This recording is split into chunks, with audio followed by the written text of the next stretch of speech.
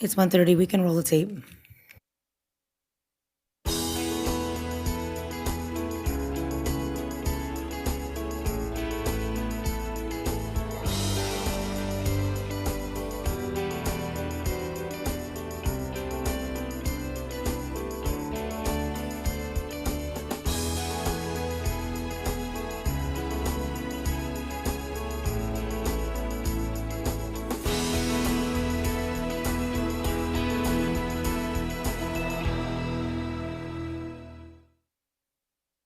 Good afternoon. I'll call to order this meeting of the Hennepin County Board of Commissioners on Thursday, December 11, 2025. It is 1:31 p.m. I'm Irene Fernando, Chair of the Board and District 2 Commissioner. I'm joined by District 1 Commissioner Jeff Lundy, District 3 Commissioner Marion Green, District 4 Commissioner Angela Conley, Vice Chair and District 5 Commissioner Debbie Goodell, District 6 Commissioner Heather Edelson, and District 7 Commissioner Kevin Anderson. Hennepin County acknowledges that the magnificent land and vibrant waterways from which our institutions benefit are located upon the cultural, spiritual, and indigenous homeland of the Dakota Oyate. Hennepin County calls attention to the Dakota people's ongoing connection to this special place. Onto the agenda, the first item is the Pledge of Allegiance. Please join me. Pledge allegiance to the flag of the United States of America and to the republic for which it stands, one nation, under God, indivisible, with liberty and justice for all. Next is to approve the agenda. May I have a motion, please? So moved, Gotel. Second. Thank you, Commissioners Gotel and Lundy. All those in favor of the agenda, please say aye. Aye. Aye. Opposed? Motion carries. 3 is Hennepin Highlights, and this, as is our last meeting of the year, we will be doing the 2025 Year in Review presented by all commissioners, and I'll get us started. As we reflect on the past year, it's clear that 2025 has tested us in many ways, fiscally, politically, and operationally. Yet through it all, the board has remained focused, responsive, and deeply committed to the residents of Hennepin County. Over the course of the year, we've convened 36 board meetings and taken action on more than 600 board action requests. That number alone speaks volumes about the pace and breadth of our work. But more importantly, it reflects our shared commitment to good governance and to meeting the evolving needs of our communities. We've had to be nimble, adapting sometimes day by day to shifting federal funding streams and policy changes. And we've done so with one goal in mind: to serve our residents equitably and effectively. Whether it's ensuring access to food, stabilizing housing, or addressing rising healthcare costs, we've responded quickly and practically, even as we face the early stages of what will be several challenging budget years ahead. Through it all, our focus has remained clear: eliminating disparities and advancing opportunities for all who call Hennepin County home, visit us, or work here. Commissioner Conley, would you like to share more of our reflections over this past year? Thank you, Chair Fernando. It was a very difficult year at our legislature. It would be remiss of me to speak about the state legislature and not mention the shootings of our state representatives that happened in June. Speaker Emerita Melissa Hortman was killed alongside her husband, Mark, and Senator John Hoffman, his wife Yvette, and their daughter Hope were shot, seriously injured, and terrorized in their home. Our thoughts, prayers, and support continue to be with their families and their loved ones. Hennepin County also lost 2 senators. Senator Bruce Anderson, who represented a small portion of Hennepin County, passed away unexpectedly this past fall. And late last year, we lost former Senate Majority Leader Carrie Dietzig to cancer.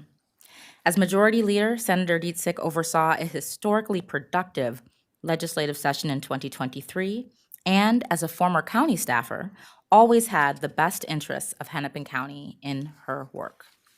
It was also a difficult year politically, with ties in both the House and the Senate at various points during the year.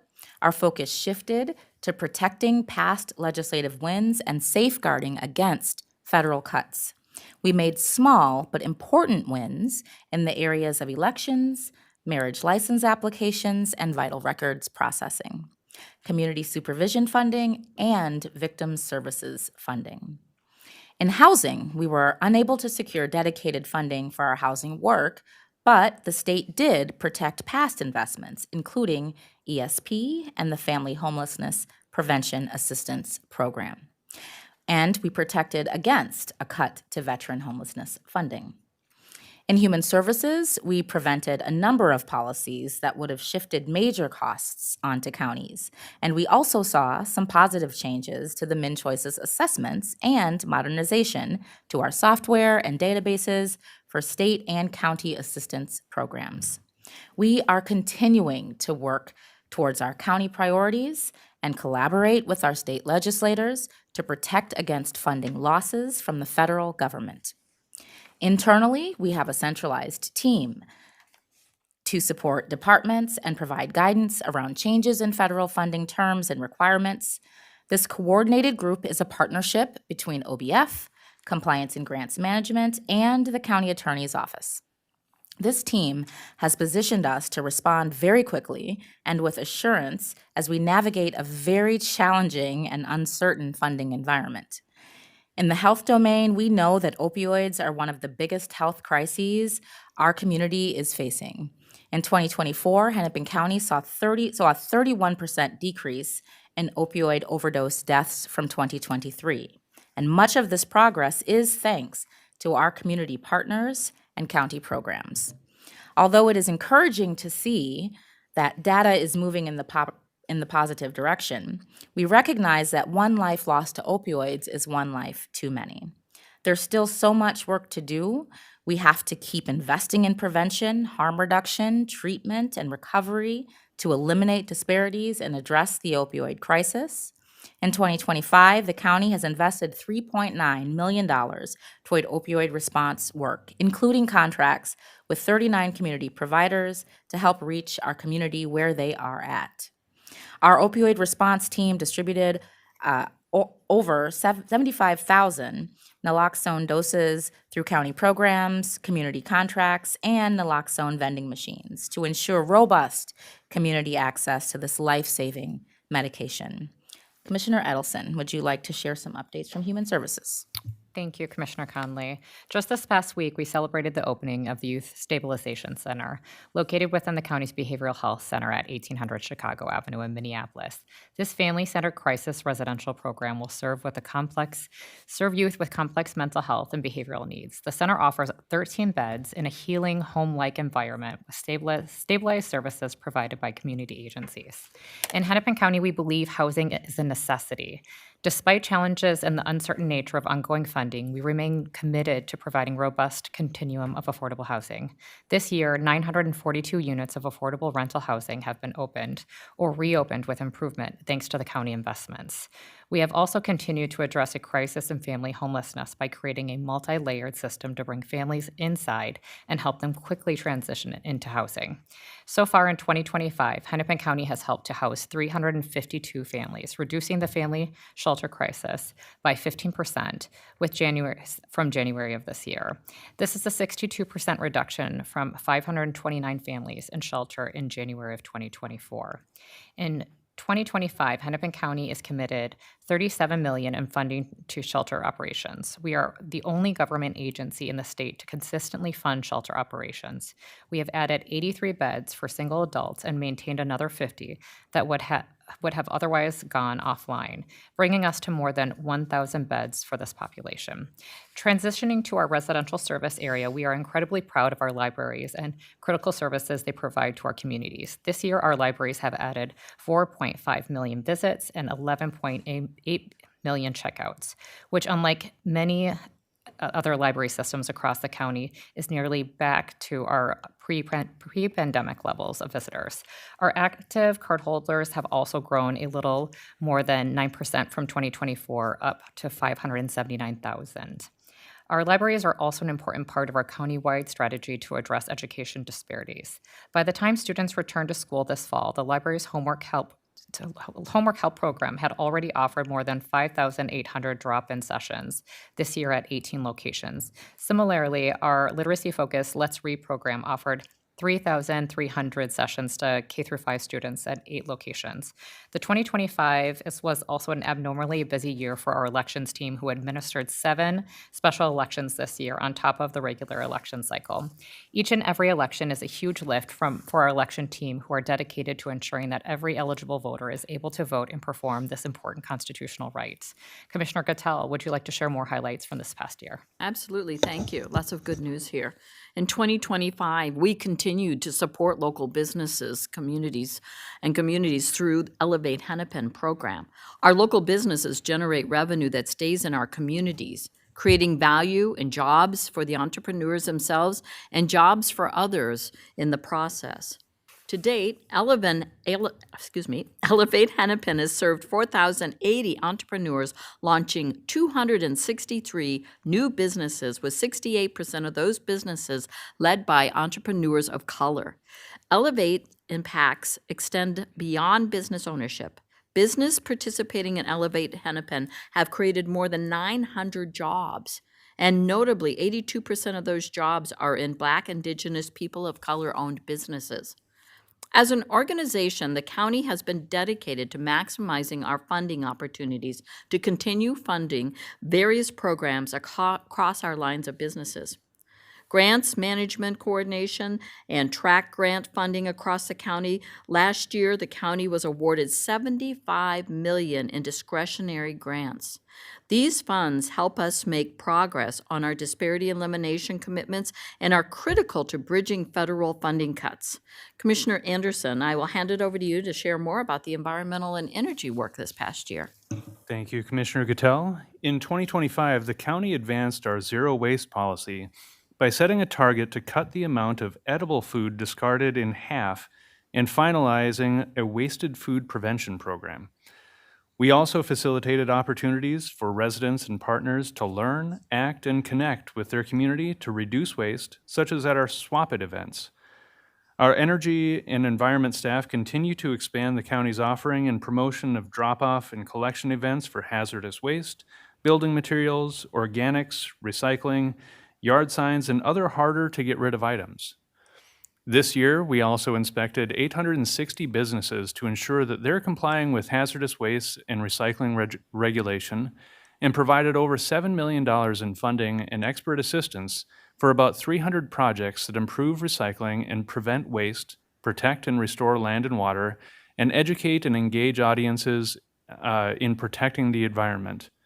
One of my favorite things to do in my district is to join our county staff in planting trees through our tree canopy grants, partnerships on conservation easements, and along our county roads. In transportation this year, the county was also successful in completing several multi-year reconstruction projects, including the Phase 1 of Lowry Avenue reconstruction, University and 4th Avenues, and Minnetonka Boulevard between Highway 100 and County Road 25, in addition to being a part of the finalized extension of the 610 extension project in Maple Grove. In addition to these major projects, Hennepin County has also continued to invest in pedestrian safety improvements, like ensuring our pedestrian ramps are ADA compliant across the county.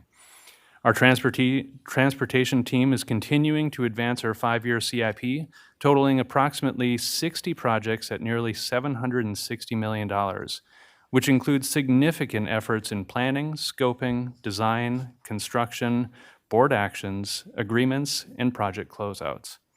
I will now hand it over to Commissioner Lundy. Thank you, Commissioner Anderson. Our staff across multiple lines of business are working collaboratively to improve our public safety. One example of this work is the Embedded Social Worker Program. Since launching our initial embedded social worker model in 6 cities in 2019, we have expanded and strengthened this approach to improve our community's health and safety. Embedded social workers now serve residents in cities across the county, as well as residents of the Adult Corrections Facility and the Juvenile Detention Center. Last year, social workers received more than 9,000 referrals and made more than 7,600 connections to service, keeping more than 97% of the individuals in community.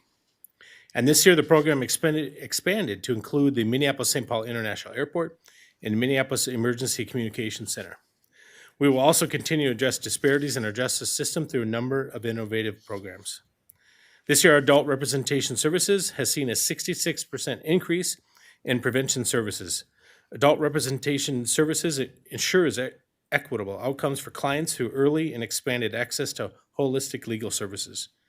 By providing prevention services, ARS is reducing barriers to stability and success for those experiencing extreme poverty in Hennepin County. These services include connecting with clients before initial court hearings, assisting individuals with obtaining and retaining citizenship, assisting clients by modifying child support obligations to align with their ability to pay, helping vulnerable adults gain autonomy through supportive decision-making, and working with parents who are at risk for child protection involvement. Last year, Hennepin County received a $350,000 U.S. Department of Justice grant to launch a child-friendly visitation program at the Adult Corrections Facility. The Child-Friendly Visitation Program is a collaboration between Law, Safety, and Justice Departments, Human Services, and the Minnesota Prison Doula Project to provide programming and services that support healthy connections and unification for incarcerated parents and their families. Incarcerated parents participate in a curriculum including parenting classes and one-to-one peer support, and can see their children in person or via video visits. Since the program launched, more than 1,000 incarcerated parents have participated in educational programming, 360 have received peer support, 36 have had in-person visits with their children, and 59 have had video visits. I will now turn it over to Commissioner Green. Thank you, Commissioner Lundy. It has been a big year in transit and transportation. There's so many ways that Hennepin County is advancing a vision of a fully connected county where transit, biking, or walking is the easy choice. Hennepin County wants to reap the benefits, the health, environmental, and economic benefits of a robust multimodal transit system. This year, we have continued to advance the Blue Line Extension project alongside community and agency partners. We reached 2 major milestones this year, including completing the federal environmental review process and reaching the 60% design milestone. We also continued to provide oversight and accountability for the county's investment in the Green Line extension, which began running test trains this fall and is approaching doneness. This year, we also convened a new Hennepin County Mobility Working Group to better address transportation and mobility challenges for residents and staff in accessing or providing county services. And in 2025, the county developed our Towards Zero Deaths Action Plan and updated the Americans with Disabilities Transition Plan. These are 2 very important plans that will guide us as we make investments in the county's transportation system in the years ahead. And with that, I'd like to hand it back to Chair Fernando. Thank you. In 2025, Hennepin County has also taken bold and necessary steps to stabilize and transform our healthcare system, because access to care is not just a service, it's a lifeline. We've worked closely with Hennepin Healthcare System, which is our flagship health institution called HCMC, mostly located in downtown Minneapolis, to ensure it remains strong and sustainable for generations to come, one that continues to serve as a critical safety net for our region. We also have Hennepin Health, which is our county-based health plan. We've preserved access to care for tens of thousands of residents, many of whom face the greatest barriers to health and wellness. And at North Point Health and Wellness, just down the street from where I call home, we continue to provide extraordinary community-rooted care that reflects the values and diversity of the people we serve. These efforts are not just about maintaining services, they're about reimagining what equitable, accessible, and community-centered healthcare can look like in Hennepin County. Throughout this year, we've seen a clear evolution in how Hennepin County approaches equity. We are no longer focused solely on reducing disparities. We are committed to eliminating them through data, through careful listening, through immense gratitude, through immense compassion and care from our workforce, for which the board has deep gratitude for. This shift is more than just the language. It's a reflection of our values and our actions. Many of the highlights shared here today demonstrate that commitment in motion, practical, measurable steps toward a more equitable future. One powerful example is the launch of our first in the nation county-led anti-displacement initiative, with an additional $2 million investment already approved and moving forward. This program will support housing stability, land acquisition, and economic development, ensuring that residents can remain and thrive in the communities they call home. This is what transformation looks like: bold ideas backed by action, rooted in community, and driven by a shared belief that everyone in Hennepin County deserves the opportunity to live with dignity, stability, and hope. As we close out this year and look ahead, our commitment remains unwavering. We will continue to lead with purpose, act with urgency, and center equity in all that we do for every resident in every quarter of Hennepin County. I know this has been a very, very difficult year for our residents and workforce. We, the board, are grateful for your trust in us and grateful for all the workers every single day. And we talk about politics and operations.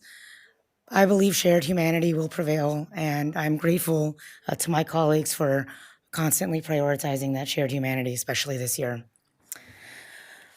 With that, we'll move to the next part of the agenda, which is the minutes from the previous meeting. We have one from November 18, 2025, which is 4A. May I have a motion, please? Second. Thank you, Commissioners Lundy and Green. Any notes or corrections on the minutes? Hearing none, all those in favor, please say aye. Aye. Opposed? Minutes are approved. Item 5 is referral of correspondence and department communications. 5A through D are correspondence, and we have no department communications as today is our last meeting of the year. May I have a motion to accept and I think just accept the correspondence? May I have a motion? I'll move them. Second. Thank you, Commissioners Gotel and Green. All those in favor, please say aye. Aye. Opposed? Motion carries. 6 is commendations, for which we have none. 7 is Commissioner Communications. We just had the very big highlight. And so we're on to 8 on the published agenda, which is the claims register. 8A is for the period ending November 21, 2025, 8B for November 28, and 8C is the claims register for the period ending December 5, 2025. Madam Chair, I move approval for all 3. Thank you. Second. Thank you, Commissioners Green and Conley. All those in favor, please say aye. Aye. Opposed? Motion carries. 9 is our consent agenda. These are items that would have passed unanimously out of committee. I'd entertain a motion for 9A to 9Y, noting that 9E has an R2. May I have a, I'll move with the R2. thank you. Commissioner Anderson, may I have a second? Thank you, Commissioner Edelson. These are consent items. Colleagues, anything that would like to highlight? Please, Commissioner Anderson. Thank you, Madam Chair. I would like to highlight 9E, the Hennepin County Youth Activities Grants. I wanted to highlight not just the ones that show up in my district, which I'm always proud of, but and I will highlight some of those. But I want to point out why these grants matter right now. Counties across Minnesota and the country are navigating extreme pressure. The financial pressures that we've talked about in all year are mounting and getting harder to navigate. And yet, even in this environment, we have the capacity to do some of these really good works that are investing in our youth. This is a choice for us to prioritize youth in activities and in arts and in all of the ways that they show up in their world. We're choosing to say that supporting kids and teens is not an optional thing, but something that we are going to continue to fund in good times and when it's challenging. And so some of the things that are happening in my district, there are a number of Three Rivers Park Districts grants that were funded. The cities of Loretto and Greenfield have new fields and equipment grants coming. These are allowing the communities to invest in their young people's growth, their safety, their creativity, and their sense of belonging. And we know that these investments pay off. These are going to keep youth engaged for not just today, but into the future as they become tomorrow's leaders and workers and hopefully our next community builders. So thank you for the opportunity. Thank you. Commissioner Conley. Thank you, Madam Chair. There's two I'd like to highlight. 9U, which is exploring Ordinance 18, amendments as a funding source to further accelerate zero waste implementation. Very excited about that. Most of us came from the Association of Minnesota Counties annual conference, and there's two breakouts that stood out to me, and they were both about solid waste. And the slides were very clear. When you move up the waste hierarchy, it's all about reduce, reuse, recycle, composting, and organics recycling. And so at the very bottom of that hierarchy is waste to energy and landfilling. And I think that when we look at our own ordinances to see what we can do about our values to move up that hierarchy and to really be all about accelerating zero waste, we've got to have funding mechanisms to do that. And so I'm excited to see what staff will come back with in terms of ways that we can find revenue sources going after big waste producers to amplify and do more around accelerating zero waste in Hennepin County. So really grateful for that. And then 9V is just a historic move by us as a board. So this establishes the Hennepin County's Reparative Justice Research Task Force, offered by myself and Commissioner Green, and really built by the very thoughtful and strategic and intelligent, brilliant minds that make up the Race Equity Advisory Council. For 2 years, they have said that Hennepin County needs to explore what reparations could look like, where Hennepin County is responsible for the disparities that exist in our county, and then from that, create a task force that encompasses other thought leaders and other folks who have lived experience to model and bring back to the board ways that we can repair harm in Hennepin County with data, really a data-driven approach to this work. So I'm a firm believer in reparative justice. There's a lot of data that already exists that shows how reparative harm works when done right. And I think if Hennepin can do it, we can do it right, especially with the Race Equity Advisory Council at the lead. Thank you, Madam Chair. Thank you. Commissioner Lundy. Thank you, Madam Chair. I just want to highlight 9T, the approval of the Hennepin Healthcare System Financial Plan. It was in June of this year that we received the news, like many in the public, that there was a danger of the hospital closing this month. It is not closed. It will not be closed, and it has a future. We are working hard. This year's budget's progress. We have headwinds against us. We have changes at the federal level. We have many things but one thing we have going for us is a commitment by this board, by the county, and most importantly, the workers and staff at the hospital to keep the hospital open, on mission, providing this same level of care that we all wanted to. And this budget's just first of many. We will have tough budgets, but this one is the most important because it signals where we're headed and not where we're coming from. Commissioner Green. Thank you, Madam Chair. I wanted to join Commissioner Lundy in commenting on 9T, the budget for HHS, Hennepin Healthcare System. I am pleased that we have a budget for 2026 that we feel good about. I guess I want to characterize my feelings as tempered optimism. I know that those of us on this board are going to stay very close to that budget, as are leaders at the hospital, because it's just such a tough business, healthcare as a whole. And any news next year can send things reeling. And so I know we're all going to be staying extremely close to it. I also wanted to share some remarks on 9V, the Reparative Justice Research Task Force, which Commissioner Conley and I brought forward. I wanted to thank the REAC. As Commissioner Conley shared, they have highlighted this for 2 years now, and I really appreciated how they sort of dimensionalized it this year, and obviously we've carried it forward. I also wanted to thank my colleagues for your unanimous support of this initiative. I can't say I'm surprised because I feel like it's so in line with all the issues that we're talking about here on the dais, but I do say thank you. So thank you.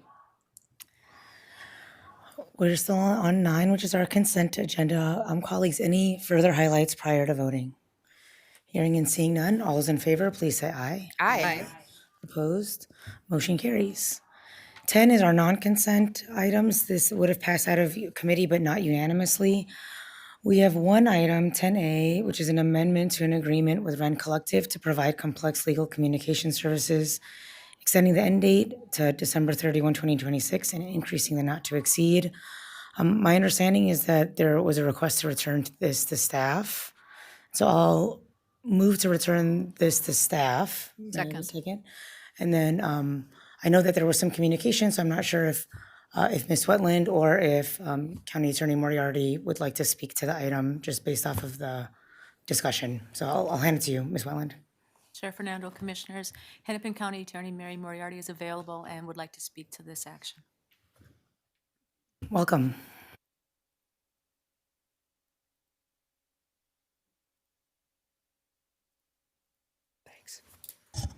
Thank you, Chair, Commissioners. I wanted to say it seems like just weeks ago, but when we had our budget hearing here, and I wanted to thank you for all of your support. You've been extremely supportive of me and the office for the past 3 years. And in our budget presentation, we had talked about what we were trying to do to save, and we had come in well under budget, and I appreciate your compliments on that. So I wanted to give an explanation about why we are withdrawing this bar. So this year, in 2025, we have been asked by county administration to lessen our budget or cut our budget by $786,000, and then an additional 2%. This year, we were just calculating that we have actually saved $1.5 million out of our budget this year. That's come at tremendous cost to our staff. We have not filled positions that we really need in domestic violence services and other places. Next year, we're being asked to keep open 25 positions in an office of about 500 staff. And the reason this struck me, as I said, I really appreciated your compliments about how did we manage our budget this way. And it was difficult. It was very difficult. And so I was really surprised hearing about the Wren contract. I was not here for that meeting, but I was surprised to hear that we were criticized by a commissioner who put out very inaccurate information because he was looking at the wrong organization. That ended up on Alpha News. My office has paid for that, as has the Wren Collective, which is a fine organization. And I am formally asking Hennepin County Board for an official retraction of that misinformation that's been put out there by a member of this board, because it has done tremendous damage to both that group and to us. But what I want to say beyond that is that the Wren Collective, I think it's hard to know until you're actually in this position, the number of data requests, the number of media requests that we get, how we have to message everything that we're doing. And the Wren Collective is a wonderful organization that has helped us with drafts and all of that. And it's really hurtful to see misinformation put out about them. And last week, we had a directors meeting and we learned some additional information about budgeting. And so that caused us to go back and look at all of our, how we spend our money again. We are, I think, about 86% personnel, something of that nature. We've gone to such extremes that we have made our staff go to get higher approval to get Kleenex and stuff like that. That is what we've been doing to try to save money, to be a good financial partner here. So we went back and we looked at all of our contracts, and because of the position that we're in now and looking forward to having to try to keep 25 open positions next year, we decided to cut this contract. And it is not because it is political. It's a political advocacy group. They're a terrific organization that they've helped us greatly. It is because we are once again trying to be good stewards of our money, of taxpayer money, which is not our money. We are going to have to go back and look at the rest of our contracts for expert services, for other types of things, to see if we can make some cuts there. But the idea of having to hold open 25 positions next year is really unsustainable for public safety. It really is. You all know what we do in so many different areas that involves public safety.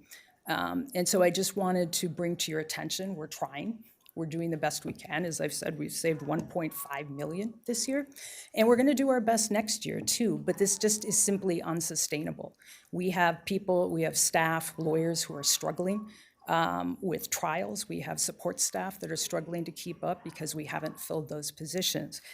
And I want to say that, I am an elected, I'm one of 2 electeds in this county. It has been extremely frustrating and very difficult for morale and hard to explain why my fellow elected is over budget by millions of dollars. Again. And I just, how do I explain that to our staff?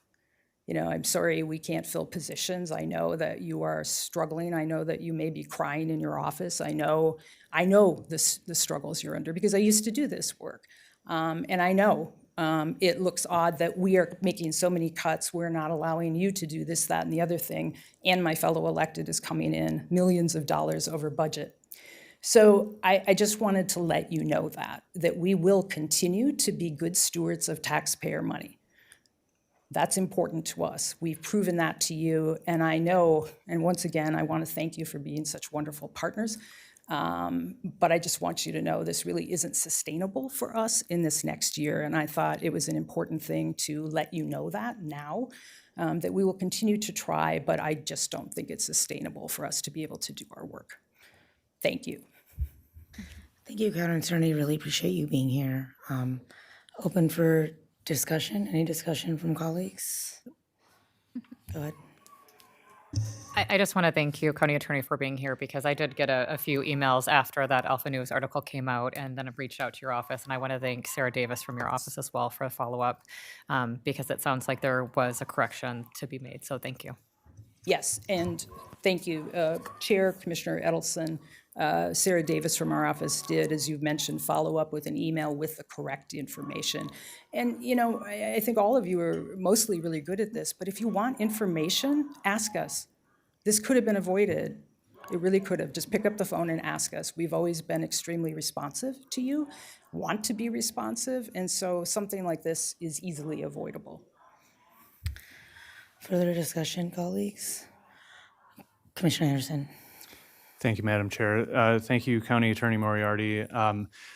My comments are actually not about the agreement, but about the insustainability of the position we find ourselves in collectively. The budget pressures that we are facing are not unique to a specific office, but it is a driving factor that is affecting every department, everything that the county is doing right now. And I completely agree with you that it is not sustainable what we are being asked to do with the resources that we are being presented with. And we are going to need to work together and examine everything that we are doing to find out if it is necessary, if it is legally required, because the resources we have now are so much less than what is needed to provide the services to the community that is looking to us to do more with less every day.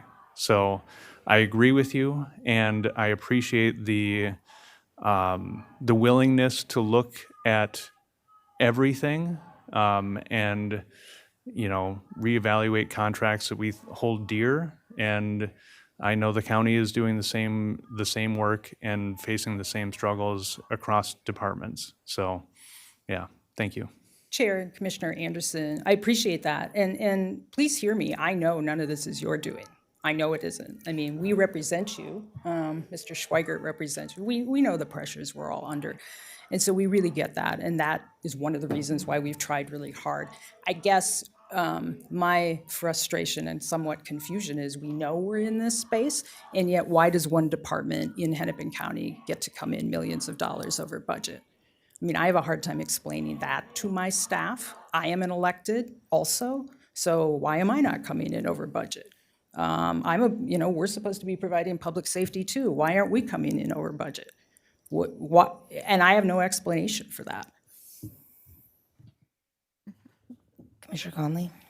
Thank you, Madam Chair. I want to say thank you for the clarifying information from Sarah Davis that came. I know I made a comment about the website too. I retract whatever comments that I made because I was on the wrong website. And I'm glad that I saw the correct one. And I do want to thank you. There is no department that should be over budget right now, especially not in the millions of dollars. There's no department that should be $100 over budget right now because of the circumstances that we're in. I applaud you and your staff for the 500 people that are carrying out the good work that I'll speak for myself, that I see regularly in the news around what we're doing with young people, with juveniles, the way that the data-driven changes that you've made to your office are proving results. I'm seeing results. The county is seeing results as a result of your work. You have taken risks to do the work that you've done that has done nothing but good things for youth that find themselves in our juvenile detention center or find themselves wrapped up in the courts. I think that you are correct in that there are tight strings that need to be pulled, and we need to be mindful that every department, no matter who you are, those strings need to be pulled. I appreciate the clarity again on the Wren contract. I appreciate your fiscal responsibility that you have shown throughout the budgeting process, and want to thank you for being here to clarify and to be real about how difficult it is and that it isn't sustainable, because it's not. And that is heard loud and clear. Thank you. Thank you. Commissioner Green? Thank you, Madam Chair. Thank you, County Attorney Moriarty, for being here, and thank you for the email from Sarah Davis, which we all received. I really appreciated reading it and was grateful for the information. I know that this person isn't in the room, but I would like to suggest to the Wren Collective that they come up with a greater distinction between the two sides of their business, or two businesses, I should say, because it felt like a really easy misunderstanding to have. And in the same way that you would prefer that we ask you questions one-on-one and not in this space, I would prefer also that we have this sort of discussion about the budget at the budget briefing or in our ensuing meetings, not here at the last meeting of the year. I do have, we are also in the same position of talking with people who work at Hennepin County and saying times are really tough, talking, as Commissioner Anderson described, with residents and saying times are really tough. So if you do want to talk about how we're navigating those very difficult conversations and work together on figuring out how to share that hard news while also supporting our residents and workers, I'd be really happy to have that conversation. Thank you. Thank you. Chair, Commissioner Green. I don't need an answer. Thanks. Further discussion, colleagues? County Attorney Moriarty, really appreciate you coming in. We understand that, and there's a motion and second to return this to staff. I'll just also acknowledge, I too appreciate accurate information out there, so I will, work with administration to review what might have been out there that is since we have new information about, and so I will make sure to do that. And you are correct that it will be many, many budget years, and appreciate your invitation to ensure that we remain tight and equitable across all our departments. So there's a motion and a second to return item 10A to staff. Seeing no further discussion, we'll proceed to vote. All those in favor, please say aye. Aye. Opposed, motion carries. Thank you, County Attorney. Thank you. We are on to 11 of the agenda, which are progress items. These are items that would have passed out of committee, that would have been moved to be progressed from committee to board without a vote. We have three items today. 11A, I believe there's an R1 from staff. Yes, that's going to be handed out, so I'll just make sure to read the correct item description.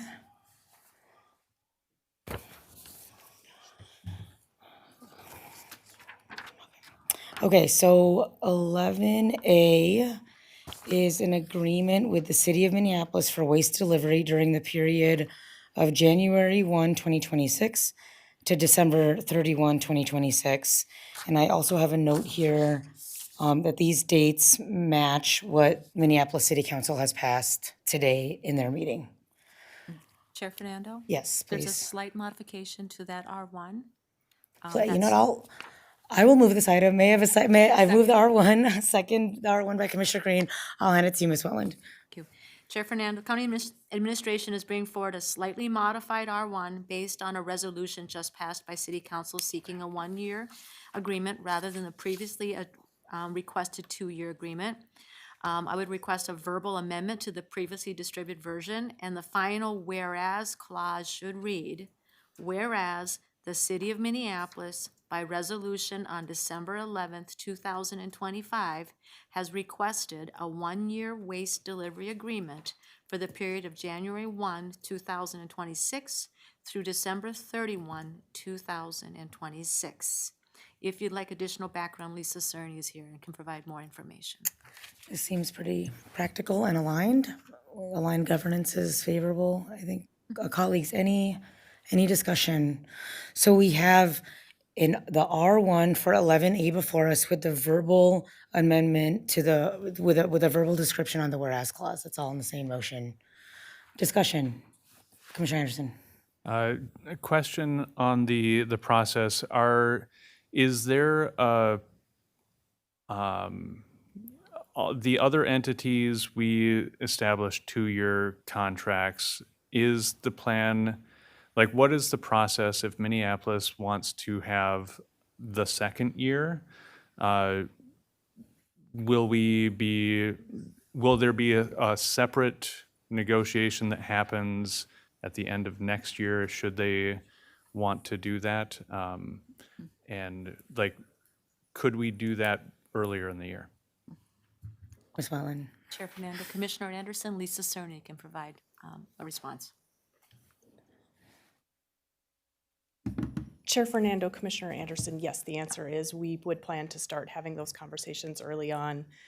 We know that there's going to be a number of different spaces and places for conversations, specifically with Minneapolis. Thank you. Any further discussion? The R1 for 11A is before us. Hearing and seeing none, all those in favor, please say aye. Aye. Opposed? Motion carries. 11B is a direct comprehensive study of Hennepin Healthcare Systems, Inc. governance offered by myself, so I'll move this. Second. Thank you, Commissioner Gotel.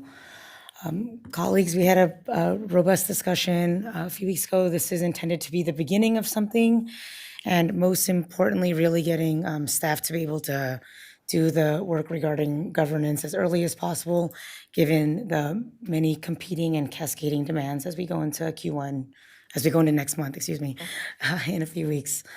So I will open it for discussion, and of course, go ahead, Commissioner Reed. Thank you, Madam Chair, and thank you again for bringing forward a draft for us all to talk about. And I think I was at least one of the people who had questions and concerns, and I know I said I was initially not comfortable with this, but I appreciated the conversation that happened here on the dais, sort of open conversation about what it meant. And I specifically, I guess myself am drawing my eye to the last be it further resolved clause, the second half of it, and a final report containing background and recommendations. And I sort of felt like there was a verbal agreement on process be provided to the Hennepin County Board of Commissioners by June 30th, 2026. So I'm feeling comfortable with this resolution. Thank you. Commissioner Gotel. I just want to say that there's been a lot of conversation when we first took over as the HHS board around the fact that what is working and what is not working as far as for the governance. And I think looking at other models and going out and doing some of this really hard work and then talking about what might really work for us. And again, we may have aged out of that old type of governance that we had before. So I'm looking forward to this process and seeing what staff come up with, some of the ideas that may be generated around what might be more effective for us, and especially in these times, which are very different. And I think we ought to keep in mind too, and hopefully HHS does once we believe that this board will sometime be a very different iteration, that these are living documents and governance should be looked at more often.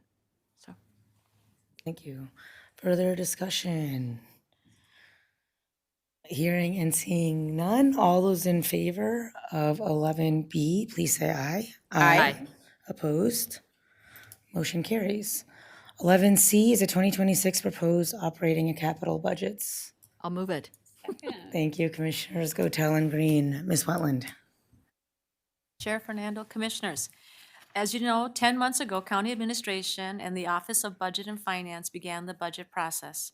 In September of this year, a proposed budget was presented to you, and you voted on a maximum levy of 7.79% for the county. What you have before you is the culmination of a significant amount of work by you and staff, including budget hearings, amendments, and the truth and taxation hearing. This board action includes the operating budget, capital budget, and administrator amendments.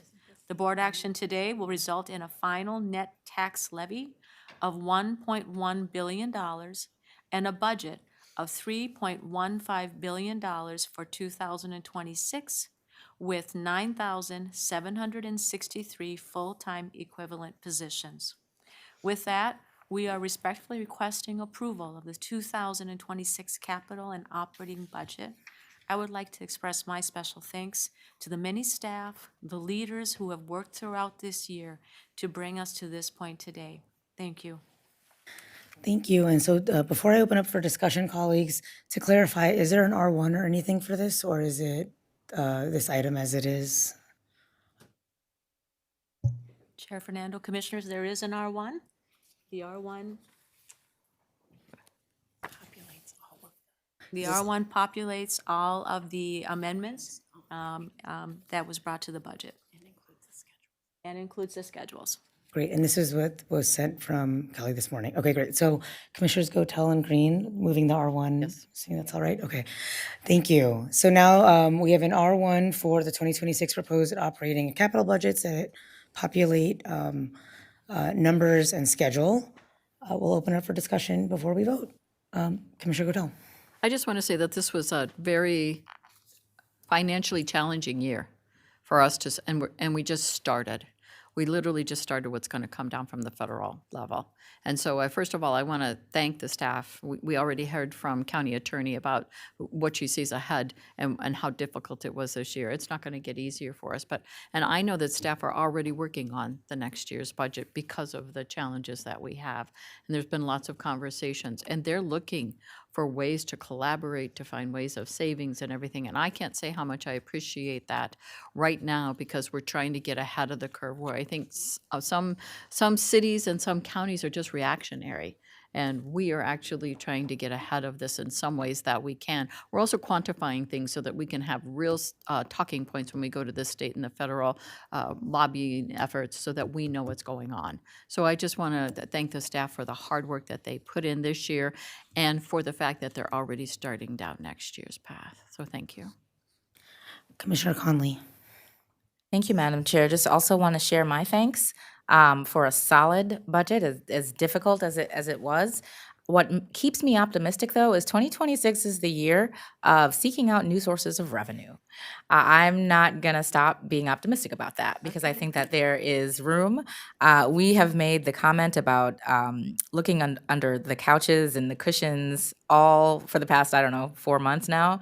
But pulling in new money is going to be, I think, the key to continue to fund the very important work that we fund, because continuing to do it with property tax is going to be unsustainable for us. And we heard during Truth and Taxation, but I think we already knew that continuing down the path of only being limited to certain pockets of funding is going to hurt us in the long term, because of the landscape we're in with the federal government. So I'm anticipating really intentional and innovative thinking around new revenue sources to fund the good work that we do, new opportunities that don't, for grants that maybe don't sacrifice the values that we hold dear as a county, and to keep going down that path. I think that is how we take the heaviness and turn it into action, and I know that there's conversations that are already happening. So thank you to the staff that have put the hard work into this budget. Thank you, Administrator Wentland, for the hard work that you put into this budget, and on to the next one. Thank you. Commissioner Edelson. Thank you. I just want to thank staff. This is my second budget being here at the county, and I see how much work goes into it, and I just want to thank all of you. I think it takes a while. They say it takes like 16 months to adjust to a new job, and I'm adjusting, and I'm seeing how much work it is. I also want to acknowledge that I've heard from over 350 of my residents about the stress that property taxes is placing upon them. And so as we enter into this next budget cycle, I understand it starts in January. I saw Jan Callison at a League of Women Voters thing, and I said, have we ever changed our levy? Well, we're in the middle, and she said, she thinks maybe once. The reality is what is before us in this next year is going to be very challenging. The Medicaid cuts and just so many other things that are happening. So I just want us to be mindful that people's income is not going up at the same rate that their property taxes are. And I think residents last week during Truth and Taxation talked about that. And I think it's really important that we think about that and think about how we can be creative even more than we have. I wish I was as excited about potential revenue as you, Commissioner Conley. But I worry that there's not a lot of revenue, because what revenue means is fees to people, and fees to people means that they have less money to pay for groceries and less money to pay for their bills. So I just would caution us as we move into this year ahead. I'm glad to vote for this levy today, and I think we do immensely important work. And I think right now our federal government is under attack. Working people, impoverished people are under attack right now, and we have a really important role to play. But I just caution us as we go forward this next budget year. Thank you. Commissioner Anderson. Thank you, Madam Chair. I will also thank staff. This is not easy work. We have been working on this since January. We have started thinking of 27 already, and the uncertainty and the cost shifts that have come already are making every single decision that we're making harder. And so I know that we have some of the most dedicated and inventive and creative and amazing staff finding ways of meeting the needs of our residents. And I was talking to somebody in our human services just yesterday who said that they are so honored to be a part of the Hennepin County system and doing the work on behalf of residents. Now, I know this is not for everybody, and I'm not going to propose this, but he said, I get the challenges that are in front of us, and I would do this work no matter the headwinds, because it is that important, and they see the benefits to the people that they serve. And so that is frontline staff all the way to the administrator, and I know that having an organization that prioritizes the work of serving people is a very difficult thing to maintain. And it's going to be harder than ever to continue doing that with the headwinds that we face. But I know that we'll find a way of making it through. And I want to say thank you to our taxpayers who, as Commissioner Edelson pointed out, and we've all pointed out, it is really hard to see your property taxes increase when your wages haven't increased, or if you're living on a fixed income. And finding that balance of being able to deliver the services that are necessary for people who need it without pricing people out of their home is something that I think we all take with a huge amount of responsibility. And I thank you for continuing to stay focused on that work, and I thank my colleagues on the board for finding creative ways of looking for new revenue that doesn't hurt our residents, and finding programs that we can say we need to trim back on if they're not required, that don't save us money or are not absolutely necessary. Because we're going to have to look at everything over the next year. And I know that this board is committed to doing that hard work. And I'm honored to be a part of doing that work alongside you. Thank you. Commissioner Lundy. Thank you, Madam Chair. I also want to thank staff, not only preparation, but all the staff for the services that we provide, that it is tougher. It will get even harder. I think we're looking at a 3-year budget cycle that's going to be very difficult. This is the easiest one because it's easy to cut empty positions. It's easy to cut programs that are underperforming. It's easy to cut things that we're like, okay, this isn't maybe our bread and butter. Well, next year, we're not going to have the empty positions to cut. We're not going to have the low-hanging fruit on programs. We're going to have to make decisions about what is core county business and really double down on that and focus on that. Because I'd rather have 4 strong programs than 10 weak programs. And that doesn't mean we don't care. It's just a reality that, like everyone, like family budgets, as many people, I sold my beloved Xterra, which I love more than anything. Why? Because it was a 3rd car in a 2-driver household with 2 boys in college. It didn't make sense. And so I think all of us are going to have to look at that. I think we need to take a hard look at services that are duplicative, that we need to say, can we put things together? I've got lots of ideas on that. And does that make them the right idea? No. But I think we need to be putting everything on the table because it's not going to get easier. And we still don't know. I know the state budget looks better this next year, but the future doesn't hold well. The federal government's broke. They're, I don't know how many trillions of dollars in debt. I don't see that we're going to get any relief out of them, but at best we don't get hurt as bad. And so I think it's, at the end of the day, it's going to be us. That's it.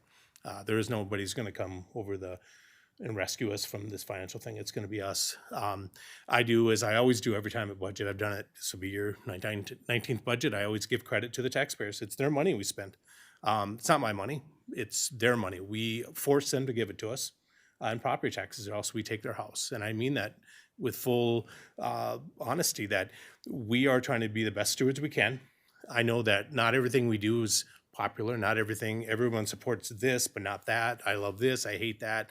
There is no way to have the perfect budget that everyone's happy. So I believe that we are accountable to the taxpayers. I always sit down and understand that people may not be happy with what we do with money with, but then they're happy with some stuff. And so I just want to give credit to everyone to try and do the best possible job we can, knowing that at the end of the day, not everybody's going to be happy with us, and that's okay. And so that's just the world we live in. But I just want to always acknowledge the fact that it's taxpayers' money that we're spending, and I hope that we spend it well and that we make a difference, and that maybe we can take things that we can spend less on by driving different results. And in closing, I just want to mention that, the hospital still weighs heavy on us, and we're happy with the budget. We passed it today. We still have much changes, and yet we operate in an environment where every healthcare organization in the state is closing. You see articles about rural areas closing services. I know what it's like to be a family where the nearest hospital or care is an hour and a half away. We complain here. We've got multitude of hospitals here. There are places in this state where they're driving a couple hours and there is no ambulance service. It is somebody getting in a truck carrying somebody who's having a heart attack or carrying something, because that's the fastest way to get to care. So we will need to work with our partners as much as we can, but I know that we're going to depend on staff, but I do think we need to acknowledge there's no sacred lambs now, that we are going to have to become a little more ruthless, and that's not fun, but that's why we're here, and I guess that's what I'm here for. So thank you. Commissioner Green. Thank you, Madam Chair, and thank you, Commissioner Lundy, for those remarks. I'm delighted to speak right after you, because a lot of what you said, I'm like, yeah, exactly. First of all, I do want to thank staff and staff leadership. This is tough work, and it starts so long ago, and now we're about to start again. And I agree with the statements that have been made about how this year is going to be even more difficult. So just big thank you. And thank you for your leadership, and thank you in advance for the work we're going to do together in 2020. What is it, 6? Okay, let's not get ahead of things. 26. the truth in taxation this year, truth in taxation, I always feel like there's like a degree to which you can sort of characterize who's coming based on like the timing and sentiment and whatnot. And yet every year it has its own tenor and its own way of reflecting how people are feeling out there. And this year was certainly the toughest truth in taxation that I've experienced. And I did feel like it captured what we're hearing from residents, which is everybody is making difficult choices, and Hennepin County is not exempt from that. And I also believe that we are here to do this amazing work exactly for when people are feeling like they are in their toughest moment. And so I wrote down similar phrases to those I used when I was talking about the hospital budget, like we are going to be staying closer than close to this budget. And I believe so much in the work that we're doing, and I want to make sure that we keep doing it and we do more than keep the lights on, but we really continue a lot of the amazing work that we're doing. And when I say we, I need to thank county staff, especially frontline staff, because they are doing this work day in and day out of serving residents and serving them in ways that we are seeing differences being made. We get to see sort of the statistics, and their great work is reflected in that. And I do want that to keep going. So thank you. Thank you, colleagues. I, too, just want to express my gratitude to residents, to the staff, and just speak a few reflections of this moment. Counties, it's a privilege to get to work and lead at a county. Counties are the caregivers of governments. We're the primary government mandated to care for the vulnerable. And counties provide essential services. You've heard me say that we're the caregivers and we're kind of the chores at times. And it's not always easy to pursue those objectives, and every community relies upon it. So it is a privilege to get to be on behalf of residents. And as colleagues have shared, this is completely unprecedented what's taking place. And it's just my 7th budget, but I feel like every year we're saying the word unprecedented. 2020, 2021. And so I am trying to reflect on that for myself. But we are in a time where Hennepin has chosen to bolster and invest in public health when public health is not reliable from other levels of government. We're at a time where we are seeking to invest further in family unification and preventing family separation at a time where that is not a reliable experience for all of our neighbors and residents. And it's almost, it is unconscionable to see the preventable human devastation that is cascading from days like, from a days like this. And so I just want to acknowledge that we are very, very, very proud of the budget before us, because it represents the mission and values and a continuity of services. And it's at a time where really nothing can be taken for granted. So moving into next year, you've already heard a lot of us talk about it. We need to look at duplication, consolidation. We need to look at regionalization. We need to be working alongside our municipalities to discover what areas of optimization might be possible, not unlike assessments from a number of years ago. How might we be able to offer a more consistent product and save taxpayers money? And that's not an easy conversation to have with other governing bodies. And then, colleagues, you all know I talked a lot about TIF this year, and so I just keep going one level up. It's really about tax capacity and what are all of the, right? We don't get to mathematically determine tax capacity, but we can study those variables to understand whether it's valuation or what's excluded, to really get specific about our residents' property tax statements and how might we be able to inquire systemically to create solutions on that side, because we're not going to cut our way through these next few years. And I agree with you. I want to be optimistic about new revenue too. So, but even with that, with cutting, with new revenue, we still need accountability on alignment with the approved budgets, and then a lot more analysis systemically to make sure that the math equation makes sense across all of our municipalities and communities. So there's a budget before us. It's a statement of values. It has been very democratically contributed to, and I'm honored to get to vote in favor of it in a second. Seeing no further discussion, 11C, the R1 for 11C is before us with the schedule and the dates. We'll proceed to vote. All those in favor, please say aye. Aye. Opposed? Motion carries, and the 2026 operating capital budgets have been approved. Next on the agenda is old business. These are items that would have been seen by this board previously and laid over to today, for which we have none. 13 is immediate approvals. We'll just go one at a time. 13A is to award a contract to Donlar Construction for the Juvenile Detention Center Day Room Safety Upgrades Project, a little over $2 million. May I have a motion, please? Second. Thank you, Commissioners Anderson and Conley. Ms. Wetland. Chair Fernando, Commissioners, Christy Duffy's here and can provide background. Welcome. Thank you, Chair Fernando. Thank you, Board. I'm Christy Duffy with Facilities Services, and I'm here seeking approval for a construction contract with Dunlar Construction for the Juvenile Detention Center project. This project will update a number of elements, including updates to the day room and office spaces in each of the 3 living mods. This project will also replace old and deteriorating acoustic panels in those spaces. The kitchen will be reconfigured to support the food service staff, providing additional space to prep meals for youth and secure storage spaces, and fixed workstations will be updated with ergonomic furniture. We received 6 proposals for this work, and Dunlar was chosen as providing the best value, and I'm happy to answer any questions.